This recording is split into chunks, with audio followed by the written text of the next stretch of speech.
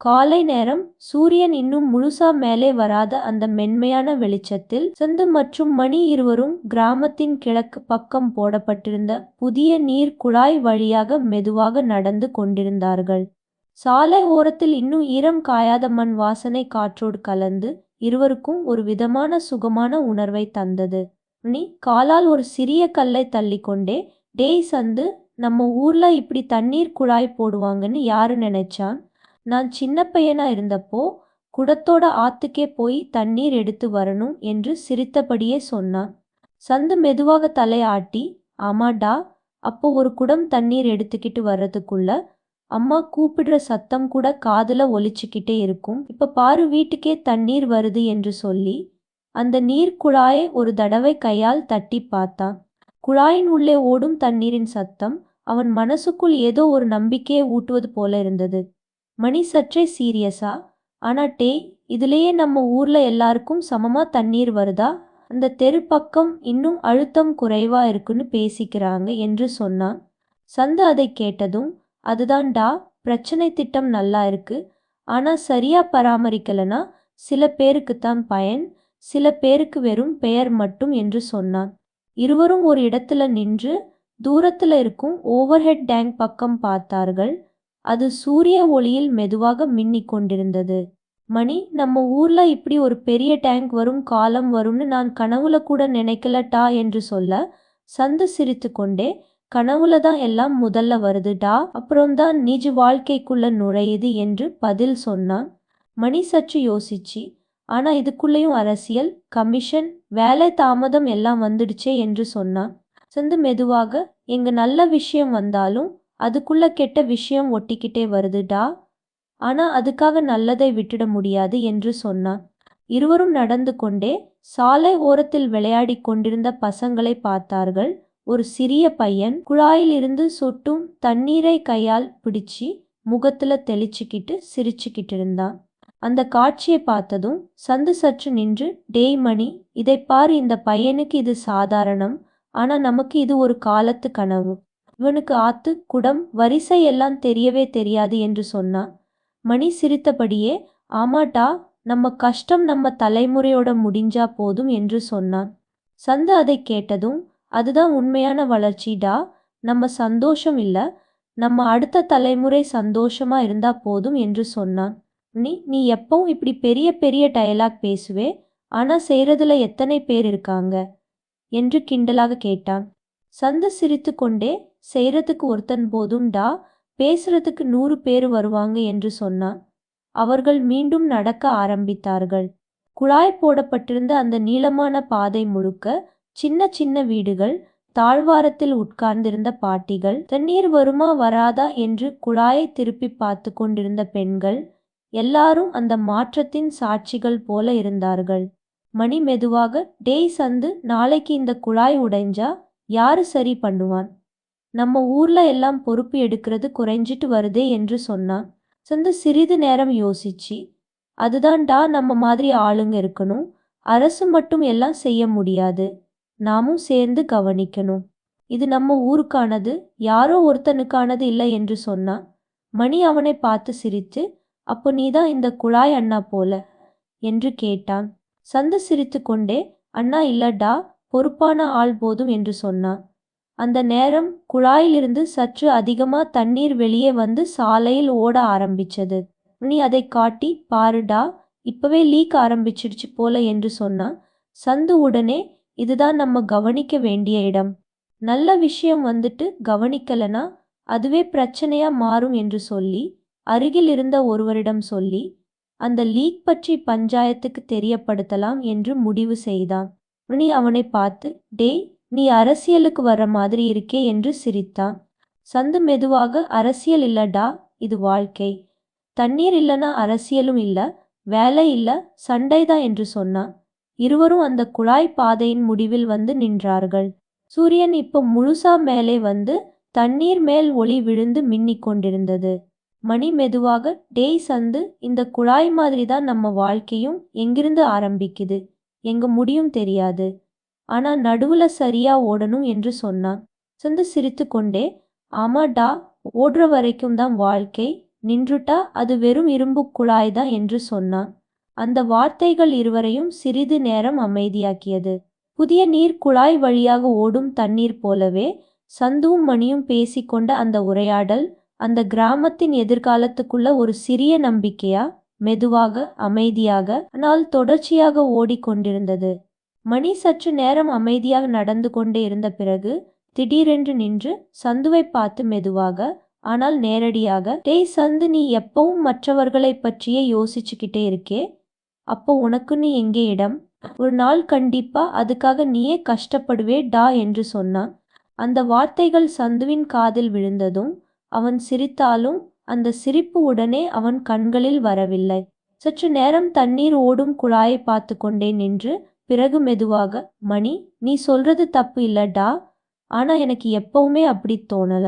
நான் மற்றவர்களை பற்றி யோசிக்கிறேன் நினைக்கிறேன், ஆனா உண்மையில நான் என்னை பற்றியே தான் யோசிக்கிறேன் என்று சொன்னான். மணி புரியாத முகத்தோடு, என்னடா அது எப்படி என்று கேட்டான். சந்து சிரித்து கொண்டே, எனக்கு நிம்மதி எங்க கிடைக்குதுன்னா மற்றவர்களுக்கு உதவுறப்போதான். அது என் சந்தோஷம் டா. நான் என்னோட இடத்தை விட்டு கொடுக்கல, என் இடத்தை நான் வேறொரு இடத்துல தேடிக்கிட்டு இருக்கேன் என்று சொன்னான். மணி சற்று யோசிச்சு, ஆனா எல்லாருக்கும் அப்படி இருக்காது டா. நீ ஒருத்தன்தான். உனக்கும் கனவு இருக்கும், ஆசை இருக்கும், வாழ்க்கை இருக்கும். எப்பவுமே மற்றவர்களுக்கு பின்னாடி நின்னா ஒரு நாள் நீயே உன்னை இழந்துடுவே என்று சொல்ல சந்து மெதுவாக, இழக்கிறது எதுடா? பெரிய வீடா, பெரிய சம்பளமா, பெரிய பேரா? அவை எல்லாம் இல்லைன்னா வாழ்க்கை இல்லைன்னு யார் சொன்னா என்று கேட்டான். மணி அதை கேட்டதும் சற்று சிரித்து, டேய், நீ எல்லாம் தத்துவம் பேசுறது சரி, ஆனா நிஜ வாழ்க்கை வேறடா. ஒரு நாள் நீயே தனியா நிக்கிறப்போ யாரும் இருக்க மாட்டாங்கன்னு தோணினா என்று கேட்டான். அந்த கேள்வி சந்துவின் மனசுக்குள்ள கொஞ்சம் ஆழமா போய் நின்றது. அவன் சற்று நேரம் பேசாமல் நடந்து கொண்டே இருந்தான். தூரத்துல ஒரு பாட்டி தண்ணீர் குழாயை திறந்து குடத்தை நிரப்பிக் கொண்டிருந்தாள். அந்த காட்சியை பார்த்து கொண்டே சந்து மெதுவாக, மணி, அந்த பாட்டியை பாரு, அவங்க இப்ப சந்தோஷமா தண்ணீர் எடுக்கிறாங்க. நான் இதுல ஒரு சின்ன பங்கு இருந்தா கூட எனக்கு அதுவே போதும் டா. அந்த சந்தோஷம் யாரும் என்கிட்ட இருந்து பறிக்க முடியாது என்று சொன்னான். மணி சற்றே கோபம் கலந்த சிரிப்போடு, டேய், நீ ரொம்ப நல்லவனா இருக்கிறதால தான் பயமா இருக்கு. உலகம் எல்லாம் அப்படி இல்ல. நல்லவங்க மேலதான் எல்லாரும் ஏறி உட்காருவாங்க என்று சொன்னான். சந்து அவனை பார்த்து மெதுவாக, அப்படியே ஏறி உட்காரட்டும் டா, நான் சாயாம இருந்தா போதும் என்று சொன்னான். அந்த ஒரு வரி மணியை சற்று அமைதியாக்கியது. மணி சற்று நேரம் கழித்து, சரிடா, நீ இப்படியே இருந்தா ஒரு நாள் உனக்கு யாராவது நீ எனக்காக வாழ்ந்தே கென்னு கேட்கும்போது என்ன பதில் சொல்வா என்று கேட்டான். சந்து சிரித்து கொண்டே, நான் என்னக்காக வாழ்ந்தேன் தான் சொல்வேன்டா. ஏன்னா நான் விரும்பிய வாழ்க்கையே தான் வாழ்ந்தேன். எனக்கு பிடிச்ச மாதிரி தான் நடந்தேன். மற்றவர்களுக்கு உதவுறது என் விருப்பம், என் கட்டாயம் இல்லை என்று சொன்னான். மணி அதை கேட்டதும் சற்று தலையாட்டி, நீ இப்படி சொன்னா நான் எதுவும் சொல்ல முடியாதுடா. ஆனா ஒரு விஷயம் மட்டும் நினைச்சுக்கோ, நீயும் மனுஷன்தான். உனக்கும் ஒரு நாள் சோர்வு வரும். அப்போ உன்னை யார் தூக்கி நிறுத்துவான் என்று கேட்டான். சந்து சற்று யோசிச்சு மெதுவாக, அந்த நாள் வந்தா நானே என்னை தூக்கி நிறுத்திக்க கத்துக்குவேன்டா. ஏன்னா நான் மற்றவர்களுக்கு உதவுறது கத்துக்கிட்டேன் இல்ல, அதே மாதிரி என்னையும் கவனிக்க கத்துக்குவேன் என்று சொன்னான். மணி சிரித்து கொண்டே, டேய், நீ எல்லாம் பேசுறதை கேட்டா உன்னை மாதிரி ஆளுங்க ரொம்ப கம்மிதான் என்று சொன்னான். சந்து மெதுவாக, கம்மியா இருந்தாலும் பரவாயில்லடா, உண்மையா இருந்தா போதும் என்று பதில் சொன்னான். இருவரும் மீண்டும் நடக்க ஆரம்பித்தார்கள். மணி சந்துவின் அந்த வார்த்தைகளை கேட்டுக்கொண்டே சிரித்தபடியே நடந்து கொண்டிருந்தான். உலகம் பின்தொடர வேண்டாம் டா, மனசு பின்தொடர்ந்தா போதும் என்ற சந்துவின் வாக்கியம் இன்னும் அவன் காதில் ஒலித்து கொண்டிருந்த நேரம்தான் அது. அவர்கள் பேசிக்கொண்டே இருந்ததால் சாலையோரத்தில் புதிதாக தோண்டப்பட்டு சரியாக மூடப்படாமல் இருந்த நீர் குழாய் பள்ளத்தை மணி கவனிக்கவில்லை. ஒரு நொடியில்தான் அவன் காலு வழுக்கி திடீரென்று அந்த குழிக்குள் சரிந்து விழுந்தான். ஏ ஐயோ சந்து, ஹெல்ப் டா என்று அவன் அலறிய சத்தம் அந்த அமைதியான காலை நேரத்தை கிழித்தது. மணியின் சத்தம் கேட்டதும் சந்து ஒரு வினாடி கூட யோசிக்காமல் ஓடி வந்தான். அவன் இதயம் துடிப்பதை கூட அவன் உணரவில்லை. கண்கள் முழுக்க மணியை பற்றிய கவலை மட்டும்தான். குழிக்குள்ள தண்ணீர் சற்று தேங்கியிருந்தது. மண் ஈரமா இருந்ததால் மணிதானாக மேலே ஏற முடியாமல் கஷ்டப்பட்டு கொண்டிருந்தான். சந்து உடனே சாலையோரத்தில் கிடந்த ஒரு மரக்குச்சியை பிடித்து, டேய், என் கையை பிடி, பயப்படாதே என்று சொல்லிக்கொண்டே அவன் உடம்பு முழுக்க மண்ணில் புரண்டு தன் கால்களை உறுதியாக வைத்து மணியின் கையை வலுவாக பிடித்தான்.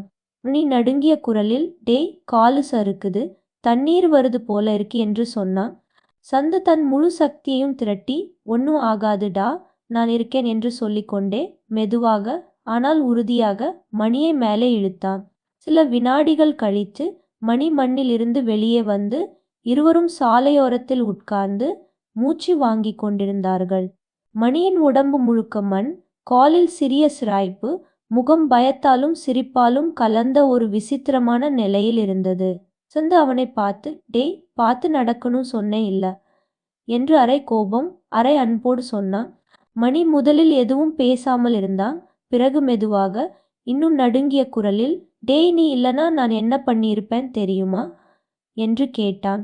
சந்து சிரித்து கொண்டே, நான் இல்லனா என்ன, வேற யாராவது இருந்திருப்பாங்க என்று சாதாரணமா சொன்னான். மணி அதை கேட்டதும் சற்று கோபமா, டேய், எப்பவும் இப்படித்தான் பேசுவே, உனக்கு நீ முக்கியமா இல்லையா என்று கேட்டான். சந்து அவனை நேரா பார்த்து சற்று சிரித்து, ஆனால் ஆழமா, இப்ப சொல்லு மணி, நான் இப்ப என்னை பற்றியே யோசிச்சிருந்தா என் துணி மண்ணாகிடும், நான் விழுந்துடுவேனாஜன்னு பயந்திருந்தா உன்னை இப்படி கையை நீட்டி இழுத்திருக்க மாட்டேன் இல்லையா என்று கேட்டான். மணி அமைதியாக தலையாட்டினான். சந்து தொடர்ந்து, அப்போ இப்போ உனக்கு உதவாம இருந்திருந்தா என்னை பற்றிய கவலை உனக்கு என்ன பயன் கொடுத்திருக்கும் என்று கேட்டான். மணி சிறிது நேரம் பேசாமல் இருந்தான். அவன் அந்த குழிக்குள் விழுந்த அந்த சில வினாடிகள் அவனுக்குள்ள ஏதோ ஒன்றை மாற்றியிருந்தது. அவன் மெதுவாக, டேய், நீ சொல்றது புரியுது, நான் இப்பதான் உணர்றேன். அந்த குழிக்குள்ள இருக்கும்போது எனக்கு ஒரே பயம்தான், யாராவது கை நீட்டுவார்களா இல்லையா. அந்த நேரம் உன் தத்துவம், உன் கனவு எல்லாம் இல்ல, உன் கையை தான் தேடினேன் என்று சொன்னான். சந்து மெதுவாக சிரித்தான். பிறகு மெதுவாக ஆனால் உறுதியான குரலில், மணி, மற்றவர்களுக்கு உதவுறது எனக்கு தியாகம் இல்லடா, அது என் இயல்பு. Helping others is not losing myself, it is finding myself என்று சொன்னான். மணி அவனை பார்த்து சிரித்து, டேய், நீ இப்ப தமிழ் இங்கிலீஷ் கலந்த தத்துவம் பேசுறது கூட சரியாதான் இருக்கு என்று சொன்னான். சந்து சிரித்து கொண்டே, இல்லடா, நான் சொல்ல வர்றது சிம்பிள் தான்.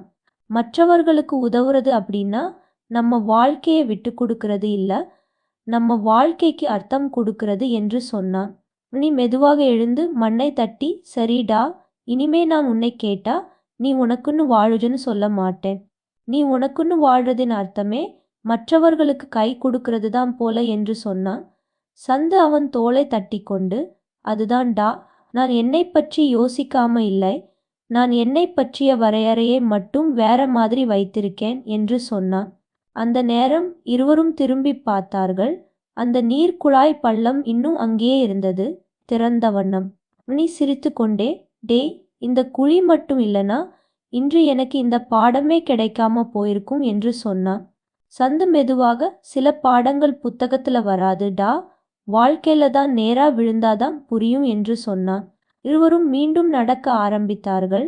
மணியின் காலில் சற்றே வலி இருந்தாலும் அவன் முகத்தில் ஒரு விதமான தெளிவு இருந்தது. அவன் இப்ப சந்துவை பார்த்தது ஒரு நண்பனா மட்டும் இல்ல, ஒரு வாழ்க்கை வழிகாட்டியா போல. அந்த புதிய நீர் குழாய் வழியாக ஓடும் தண்ணீர் போலவே அந்த நாளிலிருந்து மணியின் எண்ணங்களும் கொஞ்சம் கொஞ்சமாக வேறொரு திசைக்கு ஓட ஆரம்பித்திருந்தது.